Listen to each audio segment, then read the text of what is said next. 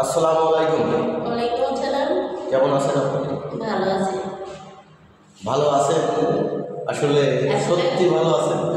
আসলে খুব একটা ভালো নাই। কেন ভালো নাই? মানুষ ভালো থাকার অভিনয় করা যায়, কিন্তু ভালো বাস্তবে থাকা যায় না। ভালো না থেকেও হাসি মুখে বলতে হয় অনেক সময় যে ভালো আছে। আপনার এই প্রশ্নের ফাঁকে একটু জবাব আসলে আমার খুব জরুরিভাবে আসছে। যদি না যাই তাহলে আপনিও কষ্ট পাবেন আর আমার আত্মায়ও কষ্ট পাবে। আমাদের দেশে কোটিপতির অভাব নাই এবং ছেলের অভাব নাই। যদি প্রতিটা ছেলে এবং প্রতিটা কোটিপতি মানুষকে পাশে দাঁড়ায় তাহলে আমাদের দেশে গরিব থাকতো না। আমাদের দেশে একটা স্বার্থপর একটা ভাব আছে, কথাটা বুঝছেন? হ্যাঁ, আমাদের মতো গরিব মানুষের পাশে যদি কোনো একজন মানুষ যদি দাঁড়াতো, তাহলে আমাদের মতো মানুষ গরিব থাকতো, খারাপ থাকতে পারতো না। একটা মেয়ের পিছনে পাশে যখন একটা ছেলে দাঁড়াবে তখন কখনো সে মেয়েটা খারাপ হতে পারবে না। এটা বাস্তব একটা কথা বলছেন। আপনার এই কথায় আপনাকে সেলুট জানাবো। আমিও একটা মায়ের সন্তান, আপনিও একটা মায়ের সন্তান। দর্শক, আসলে অনেকেই আমাদের ভিডিও নিয়ে খেলাধুলা করে, এগুলো বাদ দেন। এই মেয়েটা আপনার মা, আপনার ওয়াইফ, আপনার বোন হতে পারত। আসলে মন ভরা ব্যথা নিয়ে অনেক কথা বলতে হয়। অনেকেই পুতুল খেলেন, আসলে পুতুল খেলা কোনো মেয়েদের মন নিয়ে ঠিক না। সে আমার বোন হলে পথে যদি কোনো পথচারীরা খারাপ কথা বলতো সেটা আমি মেনে নিতে পারতাম না।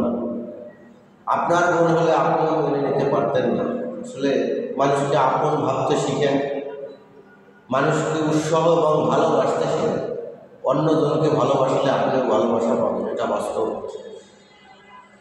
যাই হোক, আপনার নামটা জানি কি? আমার নাম উর্মি।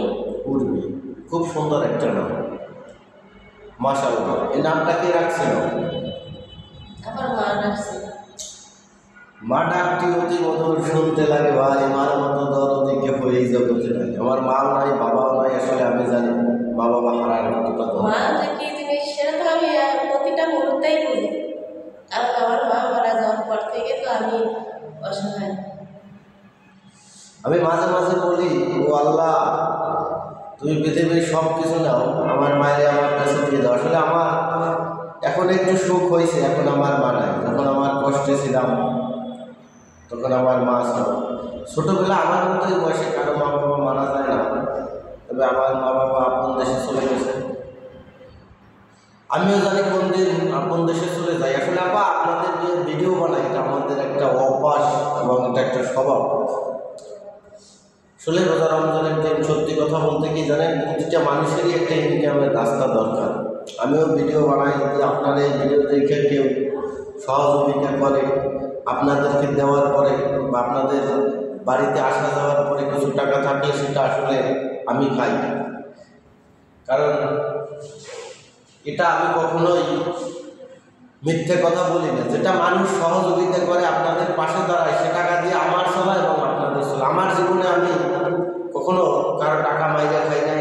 মালিকের কাছে বলি, ও আল্লাহ, তুমি আমার কারো টাকা মাইরে খাওয়াই দাও, ভালো কিছু করতে দাও, আমি জীবনে যাতে ভালো কিছু করতে পারি, ভালো কিছু করতে চাই। তবে আপনাদের আল্লাহর দোয়াই।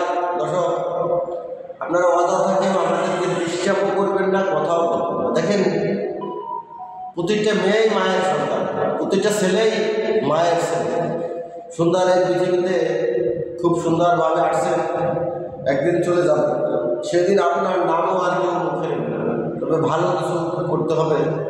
তারপর আসলে জীবনে আপনি মন থেকে একটা সত্যি কথা বলেন, কি ধরনের ছেলে যদি আমরা আপনাকে অরিজিনালে বিয়ে করি?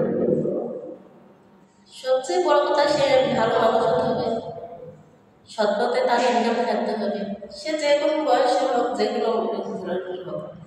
দর্শক, এই আরেকটা কথা এখন আমার মনে পড়ে গেছে। এই মেয়েটাকে, যেই ছেলেটা বিয়ে করছে, সে ছেলেটা যদি এই মেয়েটাকে ভালোভাবে ভরণ পোষণ দিতে, ওর চেহারা কোনো জায়গা থেকে খারাপ আমার তো মনে হয় না। তবে আমরা পুরুষ জাত একটা বউ রেখা আরও 5-6 জায়গায় উৎসর্গ করতে যাই বিদায়। আমি মনে করি আপনি 100 মেয়ের কাছে না যাই, ওই 100 মেয়ের টাকা দিয়ে আপনার বউকে সাজান, পৃথিবীর শ্রেষ্ঠ সুন্দরী মনে হয়। দর্শক, সবাই সবাই ভালো থাকবেন, সুখে থাকবেন। আল্লাহ হাফেজ।